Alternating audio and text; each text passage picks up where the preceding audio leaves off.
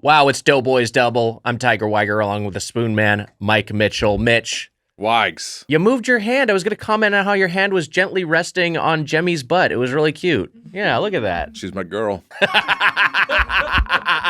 Oh, what would Irma and Mrs. Mitchell say to that? Well, they're my gals too. Okay, all right. You gotta harem. I got a gaggle of gals. You got a stable. Mitch, this episode's going in the Frank Bank. This will come out a little bit later, but you and I are going to see Lakers Celtics tonight. How fun is that? What a hoot, Wags. With a friend of the pod, Matt Selman. That'll be great to see. Yes, we're going to be great to see Selman. Yeah. Wags. How you feeling about your boys in green this season? I was going to say not. This is what I was about to say. There is a good chance the Lakers could beat them tonight. They've been on and off. It took them to overtime to beat the Clippers last night. They were on the back-to-back. It was a depleted Clippers squad. They had like 6 guys not playing, and they had to go to overtime to beat them. And yeah, it's a road back-to-back. A team's always maybe favored to lose, but the Celtics are good, and the Lakers are kind of flailing. Mazzulla, I didn't think was like a great coach when he first got hired, and he is crazy, which he's become almost likable crazy, I guess, over time, right? Yeah, I think he's become one of the best coaches in the league. I think he was like having to learn on the job because of the insane circumstances of how he was, elevated. Yeah. But Joe Mazzulla, the coach of the Celtics, I'm explaining to our guest. Context, I understood. The previous coach was fired because of he basically got Me Too'd, and he was like fired like weeks before the season. Which on this podcast, as you know, it's over, right, Wags? I mean, I think as of January 20th, yeah, it's over. Yeah. Jesus. I didn't mean to turn it real. But now I do wonder if he's just trying to get the young guys to. I'm like, is he? Because like Jordan Springer hit like a huge shot last night, and I'm like, is he trying to get some of the deep bench guys to play well? And maybe that is what it is. I don't know. He's a savvy strategist, and I believe he sees that they're not going to catch the Cavs for the 1 seed. The Cavs are they're on pace for like one of the best records in NBA history. They're not going to catch the Cavs. So if they're going to settle in for the 2 seed, somewhere between 2 to 4, probably the 2 seed, they might as well get some young guys some playing time and get their veterans some rest after a punishing season where they went to the finals and won the championship. How fun is that for you? Do you think the Cavs are unstoppable or no? No. Do you trust them? I mean, Donovan Mitchell's been insane in the playoffs. Your 2/3 namesake. Do you trust him in the playoffs, or do you trust that whole team in the playoffs? I'm not. I'm not sure. I feel like the Celtics could beat them still. I'm not completely nervous, but I'm like, if they get up to like a 2-0 lead, which they are good, then it could be over. But they seem to be one of those teams that's like built for the regular season, and I'm like, I don't know. Maybe in a playoff series, maybe they actually just are as good as they look. Like they look historically great, but in a playoff series, things kind of slow down a little bit and things change. So who knows? First of all, you're Tiger Weiger. Yeah. I'm Manatee Mitch. I love it. I was looking at like if I were Manatee is a funny one to get at. I was looking at like that's really good. Moose Mitch was too cool. No, Manatee is Manatee great. Mitch is pretty Manatee good. is very funny. Get like a manatee like on your shoulder blades. You don't have to look at it. It could be good. I also want to get it on your hog.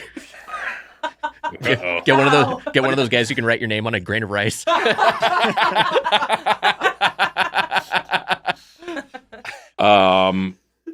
Jesse Ferraro was texting us last night and saying that there's an app that tracks your boners at night. Yeah, your nighttime erections. Oh, yeah. And you know about that. Now finally something I know about.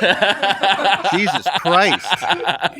He said that if Weigers would have to be the size of a dog collar. Our guest and today. I said mine would be a worm cast. Yeah, worm cast was funny. Our guest today from a Podcast worm The that Ride. like broke its back, I guess. And is in the hospital. Is in the worm hospital. hospital, the bug hospital. Bug hospital is pretty funny. Bug Hospital that's a good sketch. That's a good sketch. Bug Hospital is a good sketch. I have an update here. Okay, good. Once you introduce our guest. Our guest today from Podcast The Ride, It's been too long. Mike Carlson, welcome back. Hey, thanks for having me. This is about Batman, right? Like, not real sports. We got into Sporto territory a little bit, and then we got sports on the brain because we're going to a basketball contest. But we're going to talk about Batman. I get you. I understand. You're wearing a Batman hat. They just added someone as a Best Picture nominee. Oh, who's that? They never do that. That never happens. They usually announce the lineup, and that's it. That's it. But I guess they could technically add somebody. I'm pretty happy for him. Yeah. Clayface. Clayface got added for Best Picture. For Best Picture. For Best Actor. Oh, you said Best Picture, but Best Actor makes more sense. Yeah. I said Best Picture? Yeah. Like a couple of times. All right, can I go back? Yeah. Hey, they just added someone for Best Actor. Oh, weird. They don't usually do that. They don't usually do that. Would you have believed it if I said Best Actor? You wouldn't have believed it no matter what, right? Would I have believed that they added Clayface? Well, would you believe if I was like, there's news, they added a Best Actor? I could tell it was a bit immediately. Oh, shit. Yeah. I was trying to ask because they don't do that. Yeah, they've never done that. They've never done that. Well, Clayface got added as Best Actor, Wags. That's wild. So, yeah, man, we can just use the second take. I'm cutting all of it. Okay, good. Carlson, great to have you. Obviously, PTR, one of my favorite podcasts. I was listening to y'all, a Club 3 episode this morning. We got to talk theme parks because that's your bread and butter. That's your business. And we talked about this on a fairly recent main feed episode with our buddy Jess McKenna, who's also a PTR regular. Theme park eats. Is there anything recent? Is there anything we should know about? Like, is there anything where like, hey, actually, this spot just appeared in downtown Disney or whatever, or this spot is, is in Buena Park and maybe is like a good place to stop before or after a day at the park? Like, is there any sort of new theme park eats we should be aware of? Well, a lot of things are changing at downtown Disney. Oh, wow. And CityWalk. I don't know if you guys have heard this, but half of the things at CityWalk are closing or are closed already. Yeah, I know there's been a lot of like stuff changing hands. Guy's Chicken? Was it closed already in No, CityWalk? Guys never had a chicken restaurant at CityWalk. Do you mean Shaq's Big Chicken? No, isn't there a chicken place? There was a chicken place, but it was owned by Universal, and that's gone. It's been replaced by Hello Kitty's drink stand. Oh my God, Hello Kitty drink stand. That's pretty good. It is. I had a lemonade there. Yeah. How was it? Sweet, really sweet. Well, go on. Tell us more of what's closing because I don't. Popcornopolis closing. Wow. Yeah, that's closing. huge. We're going to review Popcornopolis. Yeah. Now we probably can't. No. Sparky's, that weird candy store with the little cartoon boy, closing. Wow. I've never been to Sparky's. Yeah. Wait, hold on. You said Popcornopolis closing. I believe closed. Fuck. I believe it's done. Yeah. Yes. That whole wing there might get taken out because there's a new hotel being built. That sucks. That kind of does make more sense though to have, because a lot of CityWalk I feel like is weird dead space. I feel like they could maybe So we get to walk through a hotel area before the park. Yeah. Well, I think the rumor is it's. Oh, sorry. You okay? You okay? Seems bad. It's fine. There's Popcornopolis isn't closed for good. Yeah. Well. It seems like he had some sort of reaction. I was not coughing because of Popcornopolis. I was trying to lean away from the microphone and leave an edit point, but I guess we're keeping all this in now. I don't know. We don't have to. We don't have to.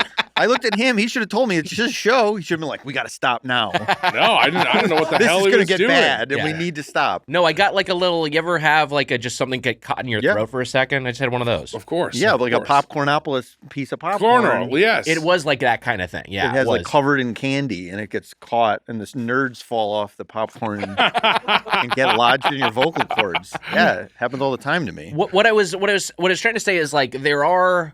It's kind of between, I'm trying to remember the geography exactly. Obviously, you know it intimately. But it's kind of between the Bubba Gump and then way down where the Johnny Rockets maybe still is, or the NBC Sports Grill is. It's kind of that whole stretch I feel like is kind of a weird sort of liminal zone. Sure, but what's the alternate is a hotel area? I mean, I guess if they make it nice to walk If they make it a nice hotel, but maybe it's got a cool lobby bar, maybe it's got a couple of restaurants in the lobby. I think it could be a good use of space. I'm pro new hotel. Yeah. But it's unclear if these are closing because there's been rumors for a long time that Universal is going to close any business that they don't own.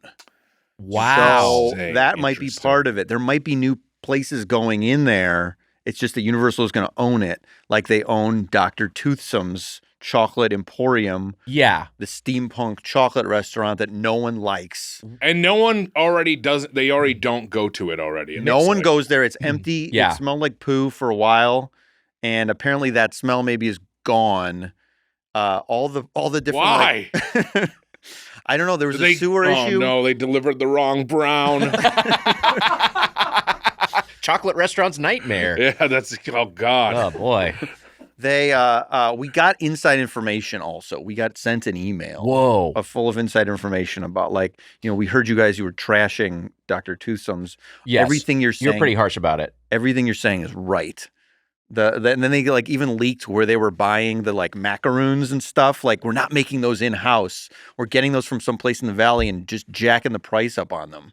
So like, and then they stopped selling those because no one was buying any of the candies at the candy counter. And then they just ripped it out and put a bar in the last 2 or 3 weeks. They stopped bringing out Dr. Toothsome and Jacques, the robot. This is really disappointing for me who has not yet experienced it. I really wanted to see the robot. They had performers dressed as the characters, and that's just going to get axed. I think at the very least it went down to the weekend only, so you weren't going to get to see those fun characters. I mean, I make fun of Disney a lot, and then you're like, well, of course, this is Universal fucking up in a big way. It's like the most half-assed theming, the sort of like vaguely Wonka / steampunk sort of, amalgamation. Yeah. And then also just like the food especially from hearing y'all's assessment is notoriously terrible. One misfire I feel like is like, what should the food theme here be? And it's chocolate. I mean, that's the dumbest shit in the world. You can't sustain a full Chicken service mole restaurant. is great, but what the fuck else are you doing? I would guess their template was the Cheesecake Factory, where it's like they have a signature dessert, but the savory side of their menu is also handled. And it's just not appetizing to go to the. Fully agree. But chocolate isn't integrated into every entree. It's not in every entree. And the big thing there is the shakes and the desserts, which are fine. Not bad, but like fine. Now, but also like you don't have to sit down for those at CityWalk. That's what you can walk around with it. That's what the stands are for. Yeah. You don't want to sit down for desserts. Yes. The twist is it's working in Orlando. Wow. It's a bigger place. It was designed from the ground up to be Dr. Toothsome's in Orlando. Yeah. And it is packed still. I went there many years ago, it was packed. It was packed last year when we went. So it's working in Orlando. They haven't cut back on anything in Orlando. It's just here that they took the bones of the Hard Rock Cafe, didn't do very much to it, and it doesn't work. It just doesn't work out here. Man, I didn't love that Hard Rock either. No, what Hard Rock have you ever loved? Yeah, no, that's true. I actually liked that. I liked that Hard Rock because it was just like the most normal place to get like a drink right by the movie theater. You used to be able to party at CityWalk, Hollywood. That's they true. used to have a bunch of places. They used to have Saddle Ranch. Yeah. They used to have Howl at the Moon. And they used the party culture at CityWalk Hollywood dead. It's really diminished. I mean, what do you have left? Margaritaville? Yeah, but that closes like 11. Yeah, not even. Sometimes it closes early a lot of times. Sometimes it closes 10. And that's, by the way, rumored to be on the chopping block. Oh, that sucks. God, what an insult to Buffett's legacy. We were there last time, Mitch. Last time you and I were at Margaritaville, it was not like a great vibe. It was just kind of like, this is a little bit depressing. No, it's been bad at the CityWalk. The Hollywood CityWalk one has been bad for a while. Now you said Hard Rock Bones, and Jemmy got very excited. You meant the structure there. I meant the structure, not actual bones. Okay. Right, not real bones. Because she was pretty upset about all this chocolate talk. Yes, she kind of checked out for a bit. Yeah, dogs hate chocolate. Dogs hate it. They hate it. They hate it. Get this out of here. Give me that other brown you know what? shit. Now I'm wondering if they were behind the mix-up. You think they hired a dog to like run logistics, and the dog was like, "Yeah, I know what brown to get in here." There's a robot dog in the lore. Well. Okay, all right. Yeah. Do robot dogs like turds? I guess they probably do. If they're trying to pretend like they're real dogs. Yeah, that's true. Yeah, that's true. They brought in one of those, those robot dogs that like go into a building and see if there's a bomb for the police. Mm-hmm. That's what they used in Orlando for the robot dog. Wait, really? Yeah. I saw That's so Weiger. funny. I saw Weiger walking one of those last week. I wanted to say this quickly. Yeah. This is just speaking of food. I want to see if you're behind this. Uh-huh. last call for lunch orders. I said, bad day to be late, but I'm almost there. This is at 12:02. There was a detour, and I sat at a light over there for a second. I believe you. And so Amelia said, last call for lunch orders. I said, what's for lunch? And Emma said, guess. And I said, Jersey Mike's again. And she said, tee-hee, we haven't decided yet. And Amelia said, I was testing to see if this would get you here faster. Now, did this come from you? I was not behind that. That was her own initiative. Amelia walked in and said, I was just messing with you. I said, oh, good, don't do it again. I said that to her as I walked in because I was like, what? We're getting the lunch order? But anyways, we're going to California Fish Grill. How fun is that? It is. It's good. I think you're going to like it. I haven't had it before. I think this is going to be a fun. This is my new go-to. Also, did Wicked... Speaking of Universal, Wicked didn't really get banned, right? Did Trump ban Wicked? That was on a text thread. No, that was a joke that Jack Allison was making because Adam McKay had said that Wicked was so subversive that Trump was going to ban it, and so Jack said, "Well, Trump did it." Oh, that's very it is funny. It is very funny. Yeah. I mean, also, is it that crazy that I was like, Trump maybe banned Wicked? I don't know. None of us would bat an eye. You banned Wicked. Yeah. It would be scary, of course, but I would be like, yeah, of coururse it happened. Okay, you got the McDonald's iced coffee right here. I was going to ask about this because you and I are big points guys. Yeah. I listened to your Points Club 3 episode with Sheridan with great interest. And where are you on fast food app points? I mean, obviously, you talked at length about Jersey Shore. What was the podcast points. Episode again? Can you say it? The one with Sheridan. What was it? It was about points, generally points, like credit card points. But fast food app points was part of it as well. You have always been an early adopter of you were telling me about McDonald's app stuff early on. I feel like I'm kind 7 years ago probably. Yeah. I'm kind of your Padawan in terms of points because I feel like I've learned a lot from you in terms of like using different credit cards against each other. Do I say Padawan wrong or isn't it more like Padawan? Padawan. Is it Padawan? Padawan. I said more Padawan, but Padawan. It might be more Padawan. Padawan. You said it's strange. Padawan for sure. And Padme. Padawan. But you guys are like, you guys had this podcast, and definitely, people we knew were like, oh, a podcast? Maybe we should start a podcast. So I'm your Padawan in a lot of ways. Oh, there you go. I like That's that. how I feel. I do like that. I do like that. So you are Master Qui-Gon. So that's we're Did you see the thing? This is I love this. I love this idea conceptually. I understand why they didn't do it, but the whole idea originally is that Qui-Gon was going to be Obi-Wan's character's name, and then Obi-Wan's character was going to be named. Yeah. So what happened at the end is that Obi-Wan, as played by Liam Neeson, gets killed, and then Qui-Gon, his Padawan, carries on his legacy by taking on his name, calling himself Obi-Wan. And so the Obi-Wan we know has taken on the name of his fallen teacher in tribute. I think that's kind of cool. Wait, what? So the idea was that Qui-Gon, Liam Neeson's character is Qui-Gon. Ewan McGregor's character is Obi-Wan. Originally in episode 1, he was Obi-Wan. Qui-Gon. Liam Neeson was called Obi-Wan. Obi-Wan gets killed by Darth Maul, and then Ewan McGregor says, I'm going to call myself Obi-Wan from now on. He takes on the name. I had read that one, but that is cool. Yeah, that's really cool. Hey, look, I've come around on I over the years when I liked episode 1 and then everyone hated it, and then I was like, wait, it is good. It is. I think it's maybe my favorite of the prequel trilogy. This is. I think I'm probably a Revenge of the Sith guy, but episode 1 is very fun. And last time I saw it in theaters last year when they did the re-release. I had an absolute blast. And I will say at my screening, Jar Jar crushed. Wow, it was fucking crazy. Good people were laughing their asses off at Jar Jar because I think it was a combination of people who grew up with Jar Jar when they were people younger than us who were kids, little kids when Jar Jar, and now they have kids of their own that they're bringing to be like, this guy's funny, and everyone's laughing at it. Lucas was right. Yeah, he was right. Yeah. Carlson, what's your prequel ranking? One last thing. Yeah. In the Family Guy thing, is I'm on. This is an honest question. No, go on. Is it Quagmire gone? Is that who is it Qui-Gon? Is it Quagmire gone? I don't remember what they did. It should be Quagmire. Emma, can you look that up? Yeah. Okay, great. In the real thing, you're saying. And the Family Guy's Star Wars special. I don't know if they do. They must have done every single one. Did they do 6 of them? I only remember them doing the OT. I don't know if they did. It should be Quagmire gone. Yeah, it should be. It should be. If it's not, I'm going to be mad. My ranking, I feel like I go Sith, Phantom Menace, Attack of the Clones. That's probably mine too. I do like it, and I like Attack of the Clones. I think Attack of the Clones was the one I had the most averse reaction to seeing for the first time in the theater. I was like, what the fuck is this? And on rewatch, I've been like, man, this is like a space noir. Quagmire's C-3PO in the Family Guy books. Yeah. So they'd have to continue that for the prequels, or else it would Does be he get a boner? Is that like the idea? Probably does. Because like, do you guys know the C-3PO trading card? Yes, boner. I've seen that. Yes. So boner card. that might be a reference you would make that the smart fans would really like. Yeah. What was the boner? Was it just a mistake? What? I don't know if they ever officially said what it was. I don't think they ever got George Lucas on record. Like Charlie Rose never asked him. What was the boner?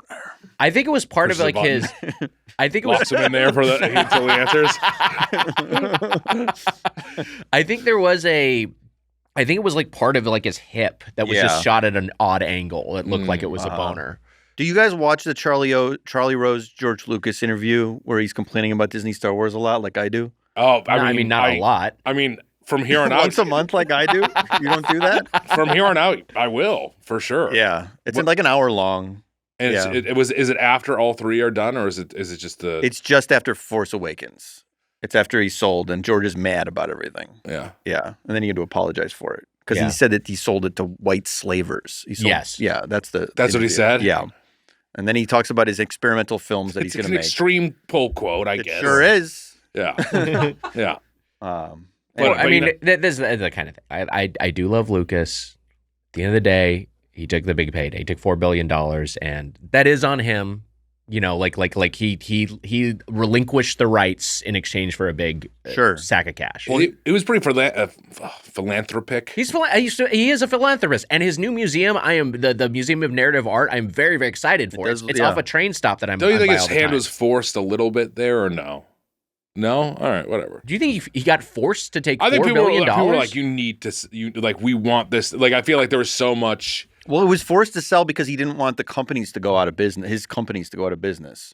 So that's why maybe that forced. could have been it. Because he need to refill the coffers with the Star Wars movie, and he wasn't ready to make. He just was like, it's too much work. Right, to keep Lucasfilm going, and to keep Skywalker sound going. I mean, it's going to get gutted anyway. It's going to be destroyed. I'm sure. 100%. Disney will absorb it, and totally. Yeah. There's a man. What would they do with the ranch and everything? Burn it to the ground. Probably. There's like some visual concepts, right? There's like some stuff of like what he was gonna have Episode 7 be. Yes, and it is slightly Force Awakens-y, but better in. There's a lot of imagery. I feel like that they did take for the sequels. Sure, when I worked in video games, there was an artist who we worked with who got hired to work at Lucasfilm, and he was doing concept art for the Star Wars live action series that George Lucas was overseeing. Oh, right. This was like in 2007, I want to say. Yeah. And he worked there for years, and then that thing never saw the light of day. Didn't they have like 50 scripts finished or something? They wrote the whole series? Yeah, and it's just one of those things that just got like completely killed. But it would have been interesting to see what he had to do. The idea I like from I miss George now. It's sad. He's great. The idea I like from George's concepts for his sequels was, I think it's called The Wills. The Wills. Of course. So The Wills was the idea that like beneath the midichlorians there was like an even more microscopic organism involved called the Wills. I love the Wills. And the Wills connected. I would have loved to see the Wills. I love the Wills. Yeah. Because the Wills is, and then when I think the original Star Wars is like called the something of the Wills. It's like he had the idea for the Wills like early on. Yeah, pretty cool. So it was about like the microscopic world. That's what the sequel trilogy was going to be about in his mind. And I mean, we're never going to get to know about the Wills. Certainly be way more interesting than what JJ did. I think, can I just say real quick? Yeah. I think that the sequel trilogy would have been better if they had just made one of the planets purple and crystal. They kind of have a red crystal planet. It's dust. It's just red dust. Yeah, with kind of the I want like a full thing. planet made out of purple crystal. I like this. You haven't seen it before. There's a lot of dusty planets. No, that's a cool biome. Purple crystal planet would have made the sequel trilogy way better. My pitch for a while, and then they did it in Solo, and I didn't like how they did it in Solo. My pitch was mud planet. was like, it'd be cool to do a Mud Planet's good too. Yeah. Because you just have to do Mario levels with these planets. Yeah. And they didn't do that in the sequel trilogy. Where are you on the avatars? Oh, I'm an Avatar guy. Yeah, we're big on the avatars. And they're going to do it. They're going to do fire next. This is what I love about it. They are basically approaching it like they're doing different video game biomes in every entry, but because it's Pandora, they're not following Lucas rules where each planet is its own sort of ecosystem. They're like, these all exist on Pandora. Yeah, you know what? We just haven't been to this quadrant of Pandora where shit is fire and ash, and we're going to see what that's all about. Yep. It's so fun. And they should do Purple Crystal area. I'd love to see Purple Crystal area. I'm kind of interested in why you want to see Purple Crystal, but I don't think we have enough. It is new. It's cool. And it is Super Mario-ish. It would be Super Mario World-ish, I feel like. Do you think episode 1 would be nominated for Best Picture this year? I mean, no. You don't think so? I think it would be one of the best movies that came out this year, but it would not be nominated because it would be considered like, that's just escapist trash. Like it'd be the same way it was still win no matter what. Is what's probably going to happen. Yeah, I think Emilia Perez is on the. I really did not like that movie, but I think it's on the fast track to winning. It looks. What I've seen of it looks bad. I will watch it. I watch all the Best Picture nominees, which. Yeah. Not to date the episode, were released today. Yes. Or this will come out. Not to date the episode, but to say the exact date it was recorded. You should have said to date the episode. Not to date it. I don't mean to date it. We got sidetracked talking about Star Wars as we often do. Sorry. We were talking. I wanted to ask you about fast food app points. Oh yeah. So what, like Jersey Shore points are a big one for me. I love the Jersey Shore points. Yeah, I love the. Jersey... Is that what they're called? Shore points. Yeah. Oh wow. Yeah, the Shore points. Yeah, Jersey Mike's has their Shore points. I said Shore twice, but Jersey Mike's has their Shore points, and. I'm big on those. They're very easy to accumulate. The app is really elegant. It's great to do. You can both order online and in store, and you still get your points. So I love that. That's I think the gold standard. But where are you with other fast food app points? Are there other ones you're actively tracking? Well, right now I am interested in the sort of ebb and flow of the coupon in-app, the exclusive app coupons. Yeah. Like I'm drinking a big McDonald's coffee. Right. And for a while, I think to drive interest in the app, they were doing 99-cent any size coffees. And then they went away. Then those coupons went away. And in the last couple months, they're back. So I feel like you can even track maybe how popular these restaurants are, because you guys have talked about the rise in costs of fast food lately. Sure. Yes. So I feel like they're trying to drive more interest to McDonald's by giving us this deal, and it's working for me. So right now I am very into the 99-cent any size coffee, and I shouldn't be drinking this big of a coffee. It's not good to drink that much coffee. Yeah, I do have I'm drinking a big coffee myself in my Yeti, so I do have a problem. I probably get a little too caffeinated, especially in the first part of the day. But it's hard to the any size thing. I'm just of course give me the fucking biggest. Any size, I'm not going to get a medium. What are you talking about? Yeah, crazy. Yeah. So that's more. I'm that way with t-shirts mostly. And also food. That's right. I do like the largest food thing. Coffee. I think coffee is the one I will go smaller on. I'll get a small coffee a lot of the time. I will, but if it's a situation like this, if it's in the app and it's any size, I'm gonna get the big boy. If it's after 3 p.m., I'll get the small coffee. Sure. But before that, biggest please. That's what I say. What do you got in there? Is that sweeten it all? It is sweetened. I have a little of the cream in there, but I don't add I tell them to not put in that extra sugar. Right. It's still probably too caloric, but it's something. And then they oftentimes forget. Yeah. And then I scream. They took their beans, Wags. McDonald's. Mm-hmm. We talked about this in the live show. Yes. They took the beans of what's it called? The fucking donut chain in Toronto. Tim Hortons. Tim Hortons. They started. Yeah, it was a thing that was more complicated than the way you were initially saying it, but was actually correct that the bean supplier for Tim Hortons ended up being rerouted to McDonald's Canada. People got mad. They were like, they didn't take the beans. The beans were. I just want justice for Sparky, who told me this. The beans I got were nothing taken. against Sparky. Sparky seemed like a lovely lovely man. You better not have anything against Sparky. He'd fucking whoop your ass too. Fucking union guy. Sparky was a Canadian Teamster Mitch befriended. Fucking up there. I think Transpo is I think it is IATSE. Oh, it's IATSE. I think so. Yeah. But he would still fucking whoop your ass. The only Sparky I know is closing at CityWalk. Yeah. Oh my candy God. shop. The candy shop. Yeah, with the little boy. Man. Yeah. Rest in power. No, I'm sad. We also want to talk about Jimmy Angel, who I think we've gotten into on the podcast before. Mitch brought him up, yeah. But I do want to I just want to refresh everyone on Jimmy Angel. I want to go because I can't go this weekend. We're going to Sketchfest since we've already dated this episode. Don't just bring up now this weekend. You gotta. Look, the guy is how old is he? 89 years old. Yeah, he's 89 years old. But he performs at the Smokehouse, which is an iconic barbecue / steakhouse restaurant in Burbank. It's kind of frozen in time. It's very, very old school. It's not necessarily the best food, but it's just an amazing atmosphere. And he performs there once a month, right? Yeah, it's usually the first Saturday of every month. Not this month, but yeah, first Saturday, and he'll sometimes gig other places in the Valley. But yes, it's he does 3 hours. Mitch has seen him. Insane. And the show is good. Yeah.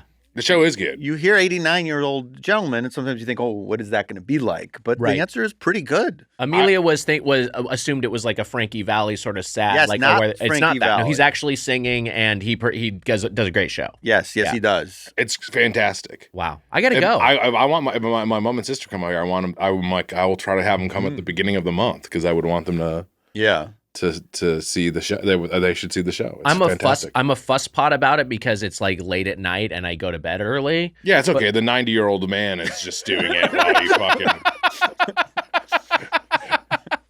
fucking Emma doing Casey, a full show. You have to just sit there. Yeah, Emma Casey, you in for Jimmy Angel? Hell yeah. I would absolutely check it out. do that. We'll make it a whole thing. Jimmy Angel goes on stage and you're in your night before Christmas hat, and, full pajamas with a flap. Got a candle on a plate. Yeah, Jimmy starts rocking and you're like, keep it down.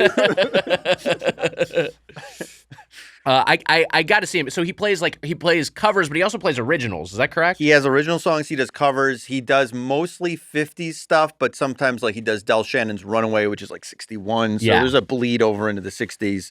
And he'll say 50s is best. He'll declare that a lot. But he does have new songs that are in the vein of those old rock and roll songs. And he's one of those very old guys with jet black hair, right? Very dark hair. Got it. Yeah. Yeah. Who does he not like? A little like a wig.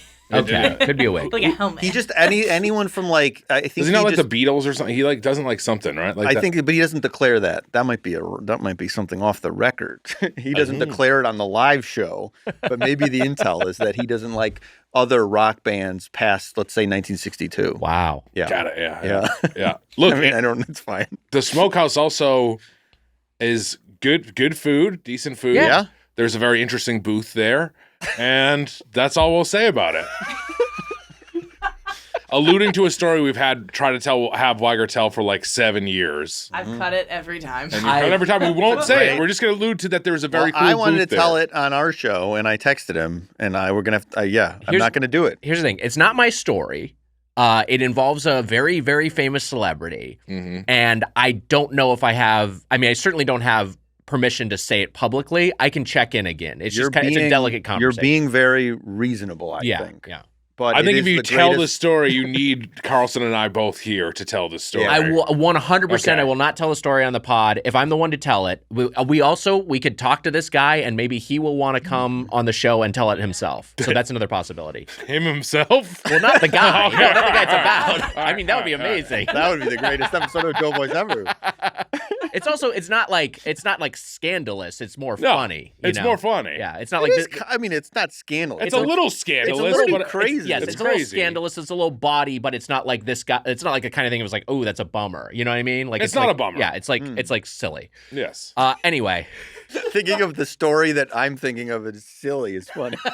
It's a little silly. It's a silly story. Yeah, it's a very silly story. We'll silliest, many silly That's endings. So silly. Yeah. We'll get into it in the future. I got to see Jimmy Angel, but right now we got to talk about Batman the Animated Series. That's right. This is our pilot program format, Mitch. This is a Mitch initiative that we have not returned to in a while. Yes, the pilot program. We're back. That's right. Pilot program is back, and we're thinking about we're getting Carlson on, and I know you're a Batman guy, I know we talked about Mask of the Phantasm previously when we did it, Mitch, when we did it on Newcomers. I love Batman TAS. I'm sure you are much more knowledgeable about it than me. I'll give a little bit of table setting.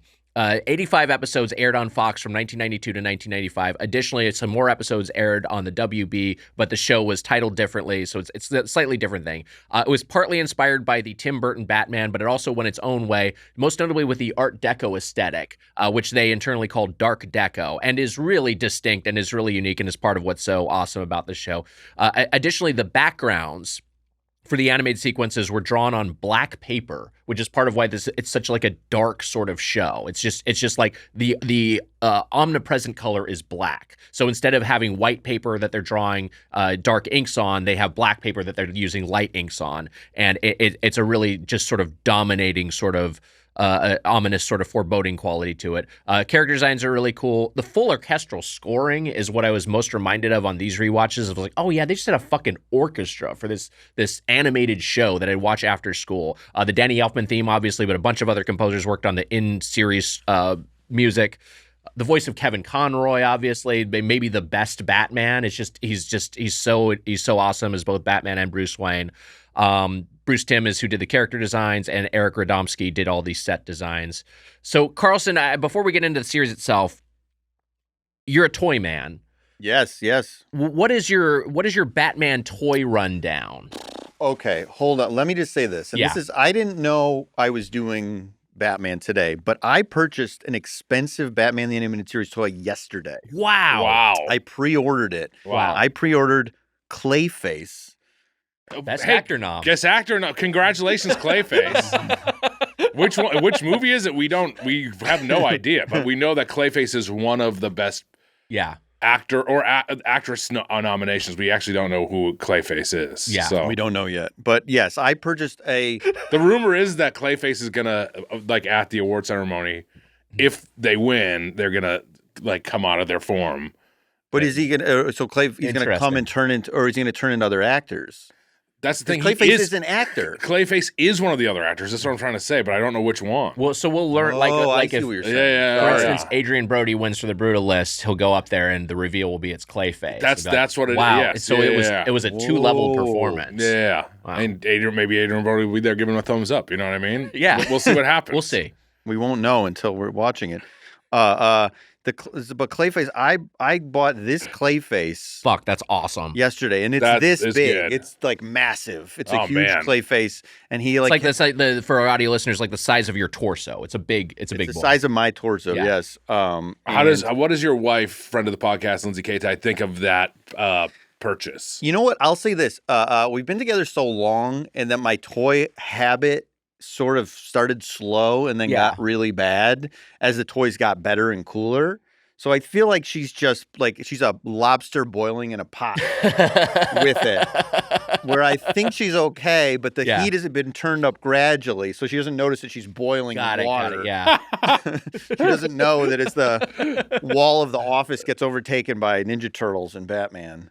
So I have. That's a great purchase. That is cool. It's really cool. It's really cool, and it's got like that's all I want to talk about is that it's got like all this shit too. Like you can the swappable heads and the swappable hands and Batman. Shit. Like you can stick this magnet with Batman. He's like inside of him. That's awesome. And so I have that. I have like, you're not keeping that. You're not planning to keep that Min in box. You're going to take it out. Min in box is bullshit. Wow. Yeah. It's like, why would you buy a toy? Yeah, you got to play with the toys for crying out loud. You play with them, you display them. I'm a big display guy now. Yeah. So, like, I really understand, like, old men who have train sets. Yes. Who, like, really purposefully, like, build a little town and they, like, do, like, I'm doing that with Ninja Turtle sewers. Yeah. And I'm constructing a party for the Ninja Turtles to have. That's really cool. So I'm putting different characters in chairs. I'm lighting it a certain way. I have, like, the 4 Ninja Turtles dressed in their sunglasses and jackets, like, taking a selfie. Oh, that's awesome. Stuff. That's pretty good. So, like, I'm doing this now, and I go, oh, this is what, like, men 80 years ago would do with their little train sets. Yeah, like the Rod Stewart thing. His actual passion was not music, it was model trains. Yes, exactly. Yeah. So my passion is making a fun party for the Ninja Turtles.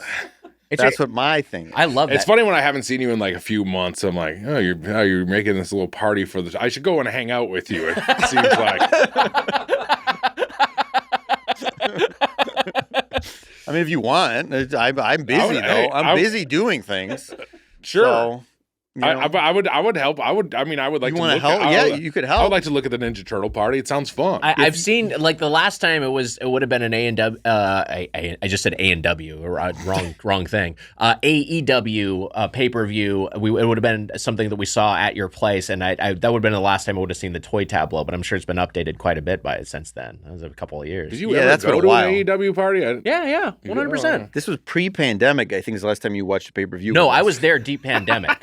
I was for sure there deep pandemic because I remember masks being worn and not worn. I brought some non-alcoholic brew dogs. You remember masks being worn and not worn at the party? I don't even know if this is true. Is that true? Was it at my apartment? I remember this. Yeah. We got to figure this out. I feel like Tim Chang was there. Well, he's always there. He's seen Jimmy Angel a lot. He's Samoa Joe and AEW. They're coming back here, right? Aren't they? March, pay-per-view in March. That's fun. Yeah, pretty cool. That is fun. I'll go. What? Okay, so you got your Batman toys skewed towards the animated series, or do you kind of have everything? I have a bunch of animated series toys. Those are sitting in a box right now, but okay. I have a big Michael Keaton. I have a big Michelle Pfeiffer. Oh, that's awesome. Catwoman. Yeah. I have Danny DeVito. How big Penguin. Michelle Pfeiffer? Out of curiosity, it's like this big. Oh, all right. But like she's got two different heads. One like where her hair's coming out of the costume because she's been beaten up. Yeah, and then the regular head. That's pretty cool. She's got all the accessories. I got the big Adam West. I got a lot of 60s Batman, and they've just started merchandising Batman Forever. Yes, which is wearing. What I'm wearing. I'm wearing a Batman Forever hat and a Batman Forever shirt, but they just came out with some Batman Forever figures. That's cool. So we're starting there. All right, so you're not super hung up on everything being the same scale. You're just like I'm not hung up. When it comes to shelves, yeah. I am hung up on Sure, scale. that makes sense. They all have to be sort of in the same scale and the same style. Because it bothers me if one looks like it's painted like actual real life and one looks like painted like a cartoon. That drives me fucking crazy. Yeah, I get that. But it's scale, as long as they're on the same shelf, yes, if they all sort of fit, I'm cool with that. So I'm a big I like all the Batman stuff. I have all the Batman toys. What is your favorite overall Batman adaptation? That is a good question. I'll say mine is the animated series. I think it's the best execution of Batman, and I think Mask of the Phantasm is still the best Batman movie.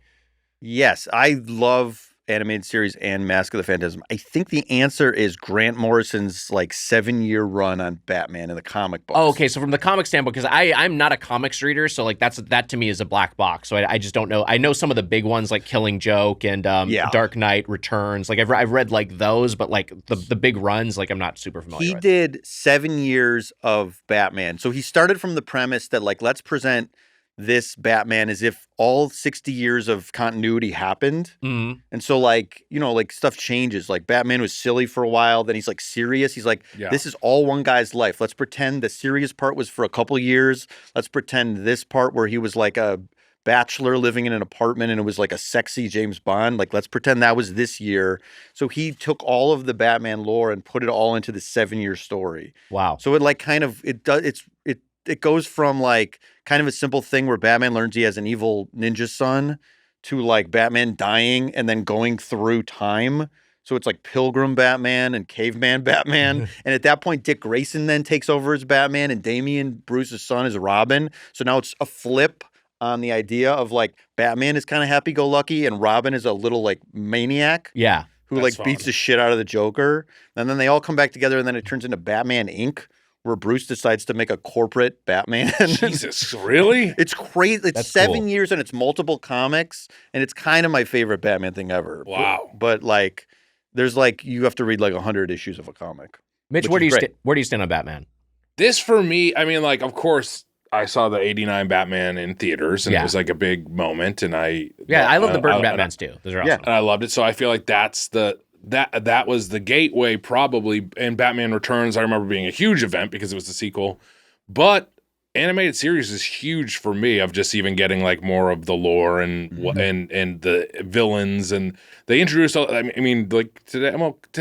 Honestly, today's episode, the pilot episode, is like the villain. The whole story kind of is too quick, and that's like I feel like why so many Batman episodes are 2-parters, right? There's like a lot of 2-parters, sure. But it wasn't too deep within like what was going on with the villain and stuff like that. And but I for me that this and with X-Men too, the animated series, just 2 great animated shows at the time that got me into I got into the X-Men comics from it, but I didn't ever really get into the Batman comics too much. I got into the Superman comic. Do you remember when like Superman died and then there was like the 4 replacements or whatever? I got into that a little bit. Yeah, that was a big deal at the time. It was Death of Superman. That I remember. That, I mean, they sold that comic book like at the grocery store. I remember it was like not just comic shops. It was everywhere. Every news covered it. Every news station covered him dying. I loved getting all, like the 4 different who was the new Superman, basically, right? Wasn't that kind of the question? Yeah. But Batman, I buy like some of the comics, but the animated series was where I really felt. And then of course, I do think that Nolan did.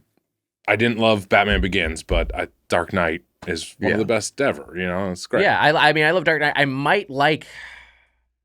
I think Dark Knight Rises is actually my least favorite of the trilogy. I do like Batman Begins. Ooh, I like Rises more than Begins. Nally has been like, I think Batman Begins is my favorite, which I think is like that's like a take, and I semi agree because Batman Begins is like such a compelling origin story that kind of like stays in the, you know, it's not actual realism, but the pseudo sort of realistic sort of take on how this might happen.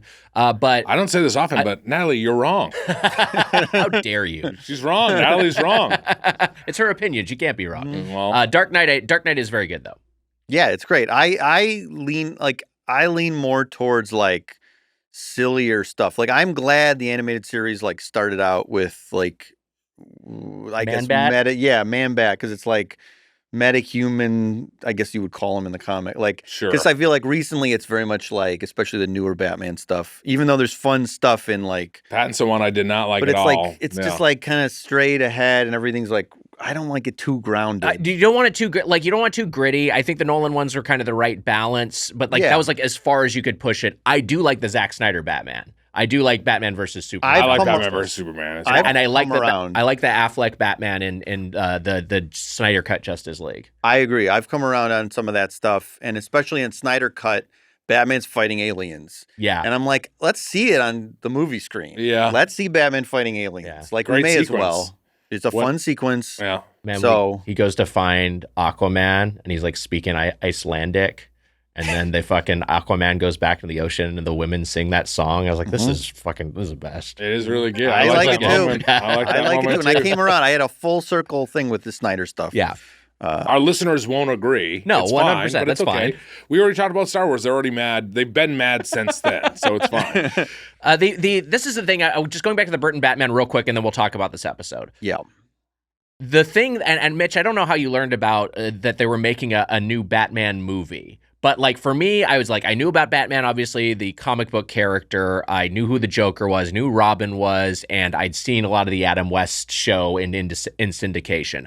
I learned, and this is like one of those things that's inconceivable for any of our younger listeners who grew up entirely with the internet. In the pre-internet age, I learned that they were coming out with a new Batman movie because of a small little article, like a little sidebar in Nintendo Power magazine. Wow. And it was just like summer movie preview, and they're like, there's a new Batman coming out, and they had a single screenshot of the Jack Nicholson Joker. I was like, whoa, Jack Nicholson's the Joker. That's also that is maybe how I found out too. Yeah. What year did that movie come out? 1989. 1989. Ooh, Nintendo Power. Was I a subscriber at that point? I definitely was. I had the first issue, so I'm sure that so you maybe were. I was. Yeah, you were a subscriber for sure. 89. The first issue with Super Mario 2 on the cover. Oh, yeah. Yep. It was like rendered in clay. It's fucking awesome. Were you guys Entertainment Weekly kids too? Not really. I would look at Entertainment Weekly quite a bit. I was like, I'm a little insider. Yeah, that's fun. I'm 9 years old and I know the terms. No, my family got Newsweek magazine, so I'd read Newsweek and I'd be like, I'm a little political. I liked all the politics news. I feel like Kevin Spacey was on the cover of every Entertainment Weekly. Oh yeah, there's a big Spacey run. I remember though you would see like little articles. Sometimes you would get little like.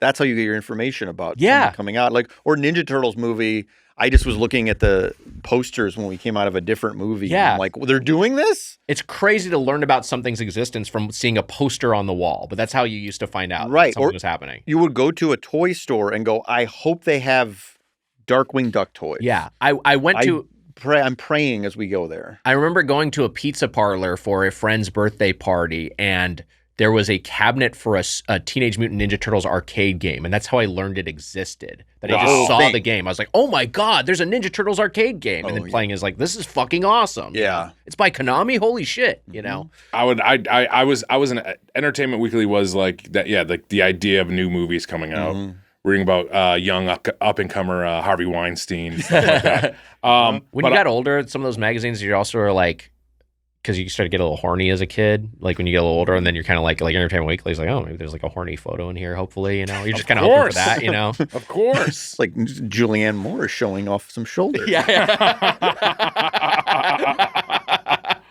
Nice looking lady. I'm trying to, we all agree, nice looking lady. Hey, great actor. Great actor. What were you trying to do, Mitch? Keep going, because I'm looking for something that I'm going to show you. The pilot episode, and this is one of those things where the way it's listed on Max is incorrect. But the pilot episode is called... You were pissed last night. Yeah. I wasn't pissed. I was just clarifying. The pilot episode is called On Leather Wings. It originally aired on September 6, 1992. Max has it listed as the third episode, but Prime has it correctly listed as the pilot episode. The episode focuses on Man-Bat, the aforementioned Man-Bat, who I love Man-Bat conceptually. First off, having a Batman villain called Man-Bat is very, very funny. Yeah, and the first episode as well is pretty wild. Starting as the first episode is really good. Carlson, do you have any useful context on Man-Bat? Is he someone, Man-Bat, does he come up in the Morrison run or anything? Or He does. There are multiple Man-Bats right from the get-go in the Morrison run. Wow. They're ninja Man-Bats as well. That's cool as hell. So they're all trained to be ninjas. So that's like maybe the first issue. One of the first few issues is Batman fighting multiple Man-Bats that are all trained with like swords and stuff. I gotta read this thing. Is there like a DC app? How do you read comics these days? There's DC app. I'm trying to think. That's probably Probably get I'll some do trade some paperbacks work. or something. Yeah, Okay. they're all collected in giant omnibus editions too. But I'll text you later. Okay, maybe I'll read figure it. that out. Do you have a Man-Bat toy? Jemmy is dreaming that she's running. I can feel her legs moving that's against so my leg. cute. Yeah, Aw. just to let you know. But go on. I have from that run a Ninja Man-Bat toy Fuck, that's awesome. from the old DC Direct company. The pilot was written by Mitch Bryan and directed by Kevin Altieri. Wow. The guy's name is Mitch. That's cool. Do you think that? How do you feel? I found what I was looking for. Yeah. By the way, it's just Is that me. a picture of Julianne Moore? It's me on the far left here in a Nintendo Power sweatshirt. Oh yeah. that's a great sweatshirt. That's the, cool. The Maxi Boys, Colin and Pat Maxi. Wow. Was So- that from? Except Did the you have to? Maxis. Which I think came with the. I think it came with my subscription. You were Wow. so toe-headed there. Yeah, I told you. I told you that I was I like. know you were a little like I was blonde like boy. Mac McCulkin, because I know you looked a lot like Mac McCulkin. Here, I'm sending you this. No, I was also a blonde boy. And I turned more brown. I guess people say maybe more dirty blonde, although it's hard to see with the buzz cut. But yeah, I was definitely a little bit brighter blonde when I was younger. Did your hair color change at all, Carlson? You're always kind of a brunette. Brunette, always, yeah. Maybe it got a little lighter. Yeah. But never approaching blonde. So I was an early adopter. Why do I keep saying early adapter? Early adopter of Nintendo Power. Yeah. But anyways, and of this show, I do remember that this wasn't a Saturday morning thing. It was an after school. Was it an after school thing? I remember it airing after school. Yeah. Was it I'm on trying to WB? remember- It was well, on moved- Fox initially. It was Yeah. on and then Fox it moved to initially. WB. Okay. Yeah. Yeah. I can't remember this guy. I think it was.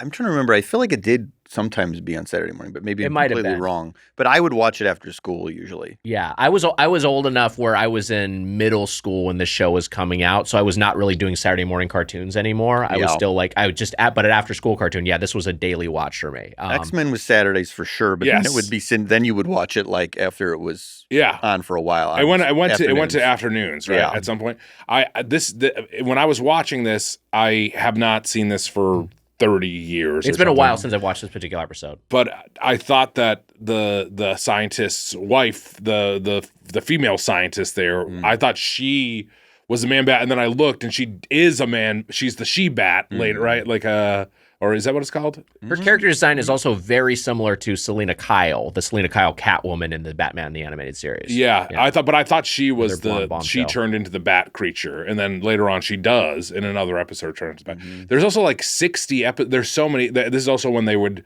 For an animated show, they would order a lot of episodes, right, for the season. Yeah, there were 65 episodes in the first season. They basically were like, Jesus. first season, this is going to series. They did it for their initial run was long enough This is like a thing they do with Tyler Perry shows now. Their initial run was long enough so that they could immediately go into syndication. So 65 episodes for animation, you can start syndicating. I think it's 100 for a live action show.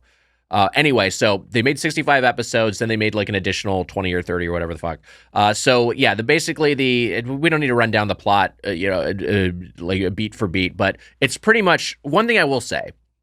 I think Batman the Animated Series is an aesthetic marvel. I just love to look at it. I think it's just such a fucking great looking cartoon. It's beautiful looking. It's so cool looking. And it just not just the character designs, not just the environment designs, not just the dark palette, but also like there are moments of animation. Like for instance, there's a part where one of the scientists, there's a few different scientists, but one of the scientists is walking through a laboratory and you're just seeing his face get distorted behind the glass of all the test tubes and various lab instruments that are there. And it's just like, this is just a little bit of pizzazz that you don't need to put into a kid's cartoon. You're doing it for the sake of the artistry. And it's what makes this hold up on rewatch, Mitch, 30 years later. Yeah, it looks really fucking I can't believe X-Men was the same year as Batman. It came out the same year. No, it looks fantastic. Wise. It was funny to me watching it now because some of the stuff is like a little sillier than because I always thought of it as like a very serious animated show, and then some of the times like it is like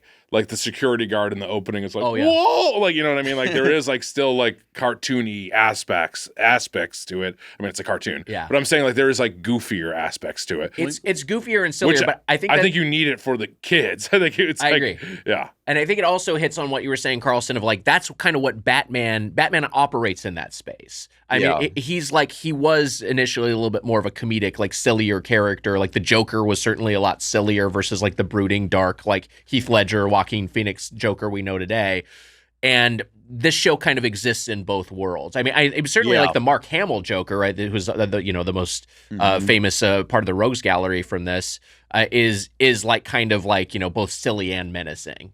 Yeah, they set a good tone in this episode. Yes. And they're like, all right, we can do sillier stuff. Like it really was the perfect medium in a lot of ways between like a Frank Miller, like gritty, really like serious thing where Joker does horrible shit versus just like, let's do it all. Let's have a little bit of all of it.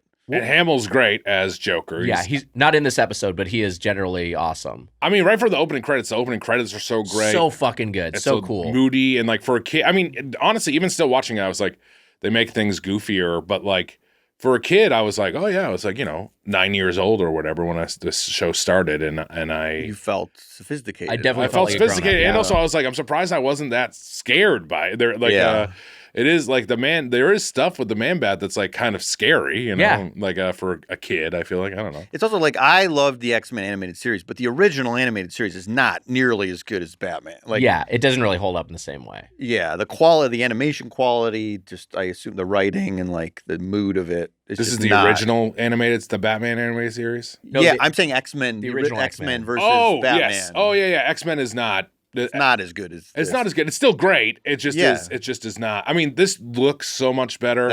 There's a moment in this where like Alfred says something to Batman, and he just kind of has like a little kind of like look. It's like Alfred, and like has like a little look. And I'm like, that is like what would be in a movie. It's like feels so such a high level of animation and acting for a kid's animated show. It's crazy. The characterization is really, really strong visually. What you were talking about, Mitch, that is just the thing I like in anything, is just like adding a little bit, the security guard, adding a little bit of life for, again, just kind of like no real reason. It's just sort of like that guy is just recording like a voiceover audition in his tape recorder as a security guard. And it just is like, oh, well, this is just a funny, weird like character detail that's completely But then it gets kind of scary. It gets kind of scary, It gets a little scary when the Man-Bat comes from. So so basically what's happening is that there is by the way, great dirigible show. I love blimps so much. Oh yes, and there's so many fucking blimps in this show, and you see one immediately. There's just a GCPD blimp, which is awesome. Which like I mean I know that the Burton Batman had come out at this point, and they were maybe using a little bit of that as the template for it, but like the world is so, and I feel like maybe this is like, is this one of the best world building shows for Batman? I don't know. I think so, yeah. Like it probably feels like is. its own distinct reality. It's like this weird sort of, it's kind of like Dick Tracy, but also modern, you know? It's like 1940s, but present day at the same time. It's so distinct. Yeah, that's the thing too, like in the recent Batmans where I'm like a little less thrilled because I'm like, it's fun to have Gotham have its own personality. Yeah. And like you may like with the newer movies, it's like it's just a city and it's kind of depressing and it's just Chicago. Like, and I like the Nolan stuff too. I'm just saying it's like it's Chicago. It is Chicago. Yeah, Gotham is Chicago. And I don't need to see this is my thing with the Batman, which I'm like I didn't dislike the Batman, but it's very long, and then I'm just like very red, and then once they have the. It is very red. It's really red, yeah. Once they start introducing cell phones and like live streaming on Instagram, I'm just like, get the fuck out of it. I don't need this from Batman. Like, you could do anything. This does not have to exist in our contemporary world. Didn't you like when he like had to fly for the first time? I'm like, no, I didn't like that. I don't give a shit. I really don't. Like, he's actually figuring out the flying. I'm like, I don't fucking care. Well, yeah, because you're like, I've seen him fly for 60 years. Yeah, right. I assume that he figured out the technology to do it. I don't have to see him be like, whoa, it almost didn't work. Who gives a shit? I don't got to see it. I don't have to see it. Let him punch an alien. I'd love to see him punch an alien. I like the Batman Forever and Batman and Robin aesthetic of like a naked Greek statue holding up the observatory on the top of a skyscraper. I'm with that you. rules. Yeah, that being like that silliness is another way to play it. What were you gonna say? What were you gonna say you like? What were we just talking about? We were talking about the Batman. Oh, the Batman. Yeah, sorry. Oh, it doesn't. About the naked guy. The moment has passed. We'll say it. I was gonna say, you know what? I do need to learn how to fly. The stormtroopers, just out of nowhere, they fly now. That was good to go back. Okay, that was good. Yeah. I very much disliked the Batman. I thought that it kind of stunk. I've never watched the Penguin series, and some people have said it's good. Have you seen the Penguin? I've only seen a little of it, and it's like good. I think it's probably good from what I can tell. And he's having fun. Is he the best part of? Is Farrell the best part of the new Batman? I think 100%. Some other people are having fun. Like some people are having fun with it. Yeah, it's just a little too. I'm too spoiled. There's so many. I mean, here's what I'll say about this. Every Batman is good. I don't know why, but it's all kind of good. There's nothing I hate. Batman. There's nothing I hate. I don't hate the Batman. Every Batman I is don't good. know. I'm close on. I mean, really that's fine. I'm just saying in my mind, for some reason, Batman is like, I can't ever hate. Even like the stuff I like think I don't like, I come around to it after a while. It's just the most like bulletproof character. I don't know why. The Batman made me re-question if I don't like the Planet of the Apes movies. I accidentally searched Bartman, the animated series, and there are results that came up. Sure. I want to say this: the things that because I wrote the Bat is scary a couple times, but I only have a couple notes on the episode. Is he loves the little gas balls? It's almost the Batman in that say of like the gas balls are two uses of those little. Yeah, they use them a couple times. And we should have seen some sort of other contraption. But it's the first episode, and then also it is funny with streaming that the commercial break really doesn't work in this. Yeah. The commercial break feels really clunky in this, which is pre-streaming, which is a better time. But sure, I mean, at least there's like the fade out and like at least it feels like a bit of a moment of transition. But I 100%. Basically, so the plot of this episode is it's centered on Man-Bat. It starts and there's a bunch of attacks that are happening that primarily in pharmaceutical companies. That are or other chemical plants that involve a figure who everyone thinks is the Batman. It ends up being Man-Bat, who is this character who is we don't see him for a while. They play it really coy with Man-Bat, but flies by the blimp kind of. You see like his silhouette, and you can tell as the viewer that it's not Batman, but it looks close enough to Batman where you understand how people are confused. It does have the moment of, which I really like in a show like this that's targeted at children, of it's a pretty obvious setup for who's not the bad guy, like the red herring with the cranky old scientist, and then you see his son-in-law who's like, don't mind him, he just loves bats. And it's like, and like as a kid you're just like, I know it's actually the other guy, and then when it pays off that it is the son-in-law who is taking chemicals to transform himself into Man-Bat because that's the next stage of evolution. Love it when that's a bad guy's rationale.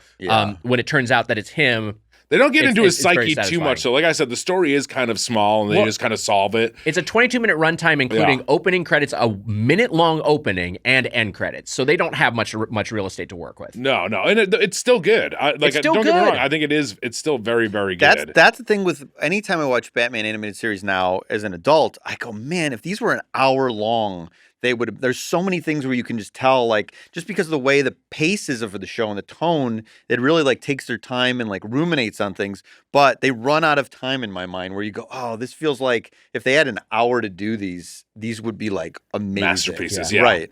And it's like like Mask of the Phantasm gets that 90 minutes or whatever, and it's like really great. Really great. But that's also part of what I like about the animated series, and I will say, watching this pilot. So basically, what ends up happening, Bruce Wayne, as AKA Batman, spoiler alert, figures it out. He figures out who's behind it, and he goes and busts this guy, and then returns him in human form, cures him, has processed some chemical. Doesn't get arrested. Magic computer doesn't get arrested. I guess no harm, no foul. Returns him to his spouse. And is just like, and that's just the end of the episode. It's just like, here, he's back and he's healed. The spouse is just kind of like, oh, what's he done? Okay, he's good now. Yeah. It's fine. But part of what I like about this series is how quickly it moves, and then it's just sort of like, you know what? We're just done. We don't have time to have a coda or whatever. It's just over. Yeah. What were you gonna say? Oh, I was just going to say it's fun. I think he's like, I forget the exact wording where he's like, he's fine, he'll be all right or whatever. And then she's like, and he goes, for now or something. Like, oh, yeah. Setting up that this story will come back in some way. Or he says something more definitive, like, oh, it's over. He won't be changing back again. For now. And you're like, oh, okay. So it's not definitive. One character, and I don't know how present he is in the comics, but there's Detective Harvey Bullock, who's Harvey after Dent. The show, he was, but yeah. What a great asshole he is. He's great. He has a very similar head to me, I realized. That if I shave my beard, I'd probably look like Bullock if I shaved my beard. So there's also, of course, Harvey Dent, who's in the episode. Two Harveys, a little confusing. Which is so sad later on. Yeah, there's Harvey Dent flipping a coin, and there's also, of course, Commissioner Gordon, who I love the character design of Gordon. I love that he's got the shock of white hair. I love that he's a little bit older. I think that's fun. He looks fucking good, But Bullock is like the kind of guy that you see in the Tim Burton, and I think even the Joel Schumacher Batmans that I like a lot, which is just like the ain't no fucking bat. I don't care about the bat. We gotta kill the Batman. Like kind of just like that vaguely sort of New York-y guy who's just like, oh, I have it out for the Batman. And he's got a toothpick just sticking out of his mouth. It's great. The first Burton Batman, there's like that character, but he's not called Harvey Bullock. But very much like that. That's the like crooked cop. Yeah. It's really good. The juxtaposed with Commissioner Gordon. Right. Who's the good cop. And would you call that a zaddy, or is he also that's what the children would call a zaddy? Is Commissioner Gordon a zaddy? Is that what you're saying? Is that what I mean? He's like he looks hot. He's a silver fox, I think I would call him. But he's pretty broad. He's pretty buff. Yeah, he's pretty buff. Yeah, I guess I really never thought about it. I mean, Barbara's daughter, Barbara Gordon Batgirl. Yeah, is probably what 20 years, 30, 25, maybe not 30, maybe 25. Yeah, I guess Gordon's maybe in his 50s here because he's got fully white hair. I'm just surprised you guys didn't. Well, go ahead. Hard 57, maybe. No, he's looking good. I'm surprised you didn't jump on board with wanting to fuck Commissioner Gordon. That's all I was trying to get at. I'm trying to get there in my head, but I think you might be right. He looks good. He looks good. Yeah. I like in this Bruce. There is a scene where he's like, I found some bat fibers. He brings it to the scientist who later he's like, I found some bat fibers in my chimney. And then like obviously he's like trying to figure out what it is, and this is what leads him to figuring out, which is kind of a roundabout way of figuring out he is the Man Bat. But he's like, and did he have a hunch that they were involved with it at this point? Or? I think so. Okay. Yeah. And then he's like, and also I heard this in my chimney. It's like a recording of the Man Bat. It's like, grrr! It's like so crazy. And he's being so nonchalant that there's like there's some bats in his chimney or whatever. It just wasn't very smooth of Bruce there's a couple things in here where Bruce isn't like the smoothest. So you're like the smoke, the constant smoke bomb use. Yes. You're like, you could have probably just crawled in a vent. Yeah. I think. Though it is a great when the cops throw in the tear gas and then there's an explosion and he saves the guy. That is cool as hell. Yeah. You know what's funny is I feel like they answer the question because I've heard this a lot. people debating, I guess, is Batman the real guy or is Bruce the real guy? Yes, right. Which way? That's Rachel Dawes says that at the end of Batman Begins. Which one is your mask? And this, I think, answers the question as far as this version of Batman is that Batman is the real guy because he talks to Alfred in his Batman voice, and then when he talks to the scientist, he goes, "Hey, I just been checking in. How's everything going with thing?" And then like he turns the call over, and he's like, he knows he's like Batman. Like he goes back to his gravelly voice. No, that's a great observation. That's their version is that he is Batman. Yeah, and a lot of that comes from Kevin Conroy's portrayal. But yeah, I like that he, in private, he's still affecting the Batman voice to Alfred. I think that's great. Yes, and some people will say Superman is Clark Kent, actually. Not Superman. Yes. Superman is a confidence, he might I get. can But like see when that. he's trying to fit in with humans, he doesn't know what to do. Yeah, Yeah. that makes sense. Where are you with Batman versus Superman? Where am I? Yeah. I can enjoy it. No, but I mean, make a choice. Not the movie, the whole idea of Batman versus Superman. Just like the which concept character do you of like? Yeah. I have to say I'm more of a Batman fan, Me but too. I am I would love to sit here and act like an intellectual who likes Superman more. Yeah. Because it would make me seem like elevated, I feel. Yeah. But I'm a normie who likes Batman better. But I don't hate Superman at all. There's plenty of Superman stuff I like, and I would love to see Superman get as many like versions of things as like things that people really love. I like the animated series of Superman a lot, not as much as Batman animated series. I think Grant Morrison's Superman All-Star Superman is my favorite Superman. Okay. And that's like a 12 issues that's kind of an Elseworld story where like Superman is dying. Yeah. But it's kind of a perfect thing. I never got into Mitch. Did you ever get into the Superman animated series? I never did. I got into Justice League. I watched a little bit of it, not the Superman. But I mean, Batman wins for me. For sure. Yeah. And honestly, the only superhero that even ekes out over Batman is probably Spider-Man. But then also, Marvel is. I mean, I don't like any of the new Spider-Man movie. I don't like the Thomas Holland Spider-Man movies at all. Yeah. But I mean, I didn't love the Garfield ones either. But Spider-Man for me is maybe the top superhero. Spider-Man's really cool. Spider-Man's Did cool. you like the animated series when you were a kid? I did. I liked it a lot. Yeah. It also looks way shittier than this. Yes, but it's a little janky. Still like, and maybe is it the worst of the three? Is it like? I think so. Probably, but still not bad. It's still pretty good. Now that's a hunky Spider-Man. Yes, it is a hunky Very Spider-Man. hunky Spider, hunky confident Spider-Man. Right. Right now, here it is. Now we're all on board with wanting to fuck the Peter Parker from fucking the animated series. That's obvious to me. Gordon's sitting over there with his dick in his hand. Yeah. When am I going to get my due? Sorry, Gordon. It's I think the episode's really going back to On Leather Wings. I think it's a very great introduction. I like that it's not like a wild introduction though. Yeah, but it's just like let's just start with it. Batman exists.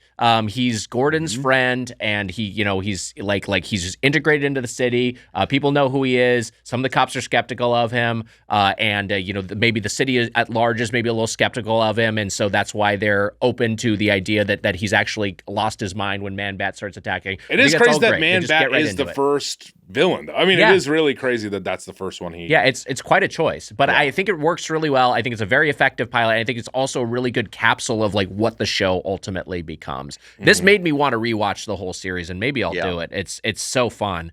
And it's just easy to go down for sure. So Mitch, we rate these pilots out of airplane classes. That's right, Wags. To me, I'll go first. I think this is a first class pilot. I think it absolutely succeeds at what it's trying to do, especially as a 20-minute animated a kids cartoon. But yeah, Carlson will first class, business class, coach, or I think you could be back in the shitter. You're in the lavatory. Okay, yeah.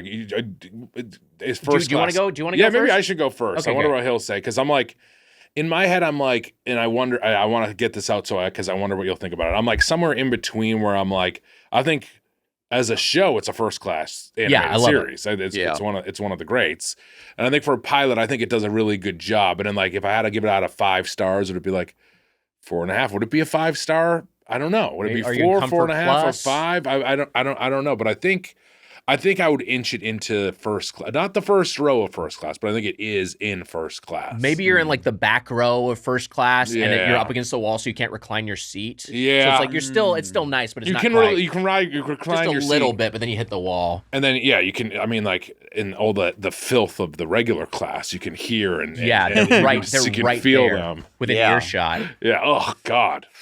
That's okay. Where do I go from here? I feel like I'll say this. I think that the 60s Batman first episode, I think maybe accomplishes what that show is going to be even more than this does. Wow. Okay. I'm a huge 60s fan. And not all those episodes are perfect, but like early on, it's the Riddler episode, it's the Bat 2C dance, the amount of stuff in there that you're like, if you like that show, like it is sort of like sets the template for the show. Right. So I want to put that first class, first row, and then animated series a row behind it. Okay. I think that feels comfortable to me. So you really, in the end of the day, it's in the difference is in the margins. Yeah. Sure. But for me personally, it's like that's the row behind the 60s Batman. But we're all very positive on it. So wait, it would still be in first class? It's still in first class. Okay. Hey, welcome to first class. It's still in first class. Wow. How about that? Yeah. I think all of us kind of had the same, I'm just gathering that we all had the same sort of reaction of like, it's not just nostalgia working for it. You watch it again and you're just like, you know what, this is actually legit good. It looks so good. It looks so good. I mean, like, and also animation, oftentimes kids animation looks bad. Looks like shit, yeah. There's a lot of shitty looking stuff now, especially from Disney. But like they're cheaper stuff. There is. Yeah, I get what you mean. Yeah. It looks like I saw like Mickey and Friends. I was like, this looks like fucking shit. My daughter watches like Mickey Mouse Clubhouse, which looks like worse than the show Reboot from the 90s. Oh, yes. Man, yeah. The animation just looks like such shit. She doesn't notice, and I keep telling her, this looks bad. Why do you like this? Her and you playing with toys next to each other. Oh, that believe me, that happens. She loves the turtles, but yeah. She loves, you know what she loves to do? Play Krang. She pretends she's Krang. Oh, that's fun. I really I lucked out. Yeah. Ninja Turtles, another big, huge one, and that show probably not as good, right? No. Like quality wise, just not that great. But I love those. Fun, guys. but like the anime, like and older.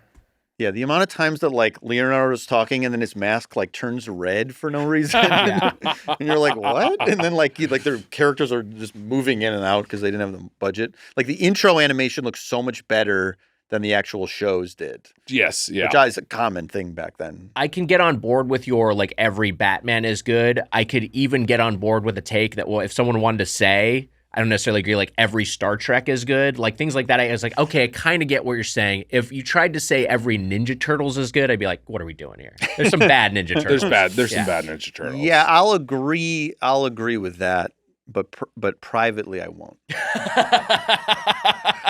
I will say that I do love that Clayface episode. That was like it's awesome. They do such a great job of introducing villains later on, and Heart of Ice, of course, is just like a total classic. You feel and it does the great thing of like, oh man, I feel really sad for this villain. It does, and you're a kid watching it, and you're just like, oh, I feel empathy for the bad guy. It's just like it's like conceptually, not something you were necessarily introduced to in other kids' media. Yeah, it's a more sophisticated show and a better looking show than it needed to be. It was a joy to rewatch this pilot, and if anyone listening to this didn't check it out, watch it on Max or watch it on Prime. It's good to have more empathy for like Mr. Freeze than like Elon Musk, which now is this is just the truth. Yeah. Is there a new Batman movie coming out this year or is it next year? No, it's going to be a while, I think. It's a while. 2027, I think. They pushed it back. Oh God. Is it going to be Pattinson again, or are they changing everything? Well, there's a whole thing because there was a new DC universe. They said there was going to be two. There were going to be the Reeves-averse, and then they were going to do Brave and the Bold, which is a lot of inspiration from the Grant Morrison comic I'm talking about,